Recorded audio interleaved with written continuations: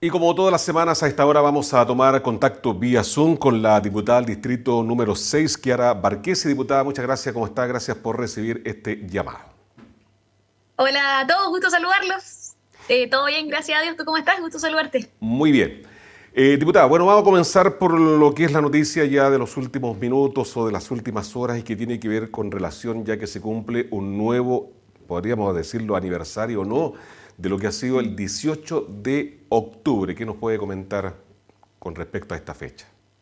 Oye, efectivamente estamos, tal como la gran mayoría de los chilenos lo dice, estamos peor que hace 5 años.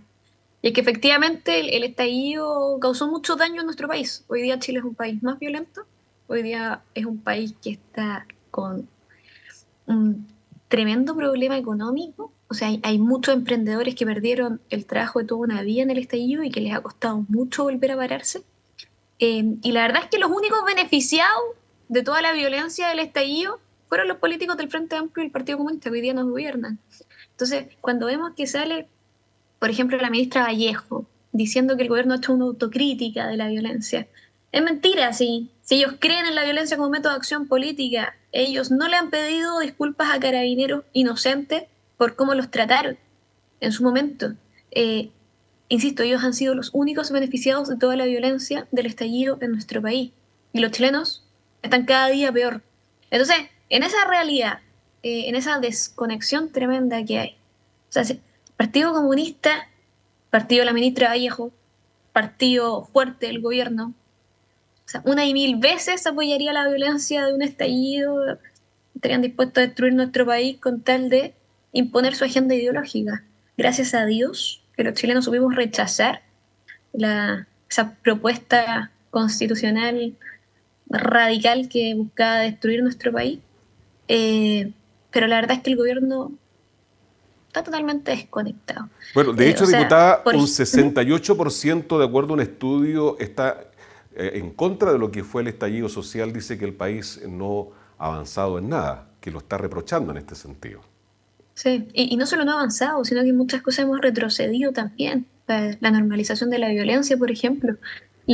Y pasa, por ejemplo, a ver, ayer estuvimos discutiendo un proyecto de ley para que el 2 de octubre sea el Día Nacional de la No Violencia y la Paz, impulsado por el diputado Hirt, de la bancada comunista.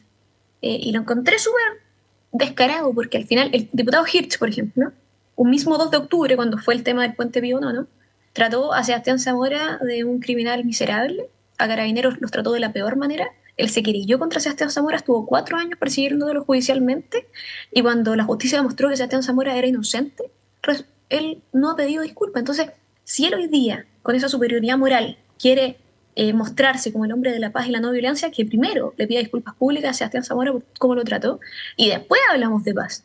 Entonces, vemos cómo la izquierda ideológica, en su discurso, terminan burlándose de los chilenos, porque la paz no la construyen los idealistas, la paz la construyen los chilenos con su trabajo, con su esfuerzo el día a día, y las fuerzas de orden que ayudan a que las personas vivan lo más seguras y en paz posible.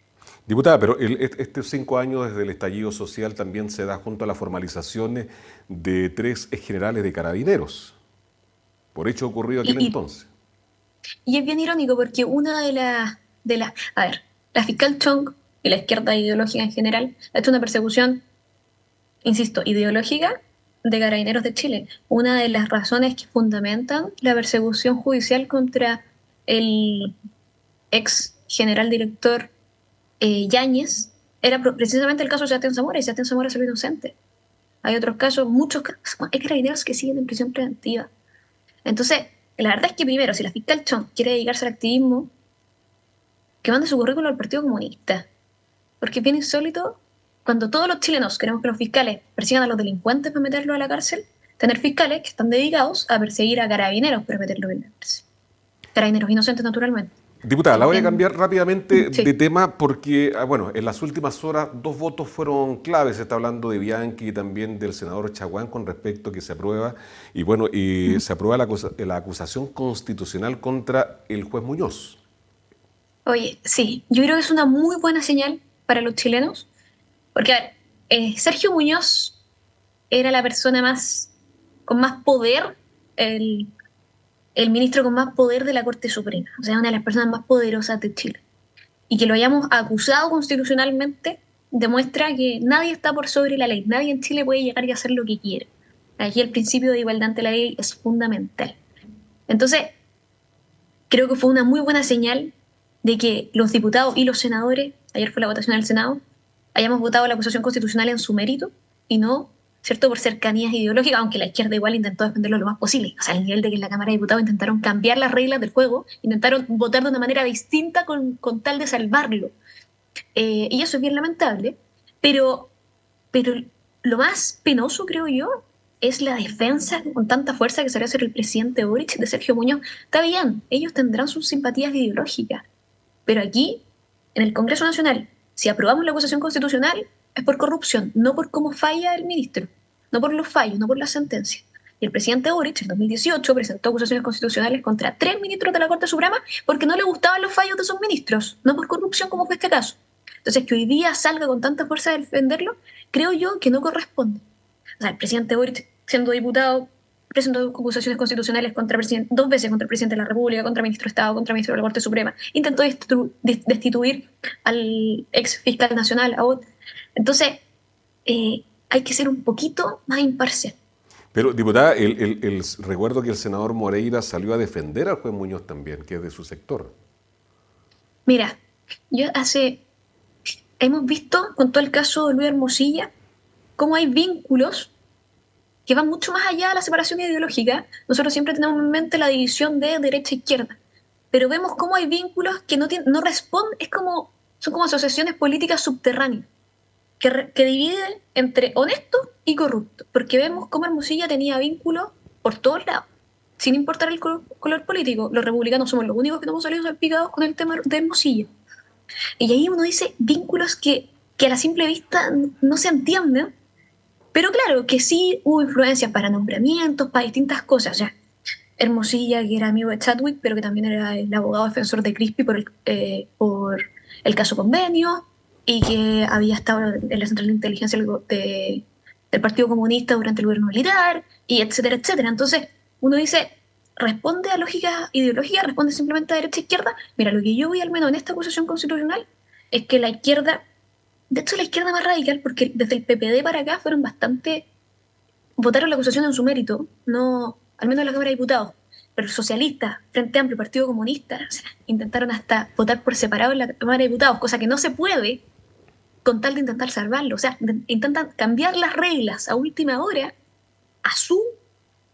para acomodarse entre ellos. Entonces, ¿cuál es la señal al final que terminan dando?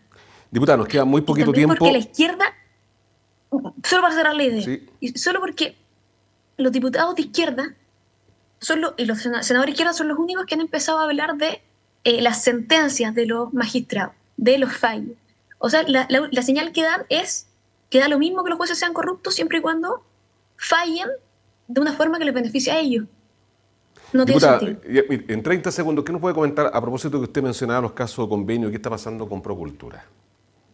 Bueno, salió un reportaje que demuestra lo que nosotros venimos diciendo hace mucho tiempo. O sea, hoy día Procultura es la fundación más investigada por el caso convenio, vinculación en 8 regiones, ¿cierto? Más de 5.000 millones de pesos investigados. ¿Y qué pasa? Que en este gobierno, recordemos que Alberto Larraín, de Procultura, es amigo personal de Boric. Kirina Caramano, ex primera dama, trabajó en Procultura, hizo transferencias de dinero a Procultura después de la campaña.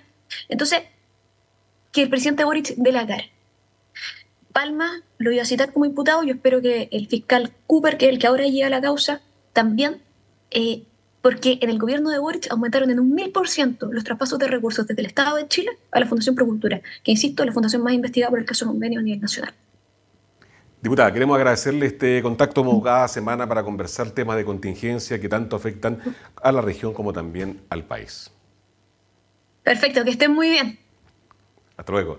Bien, vamos a la pausa, siga junto a nosotros, ya continuamos.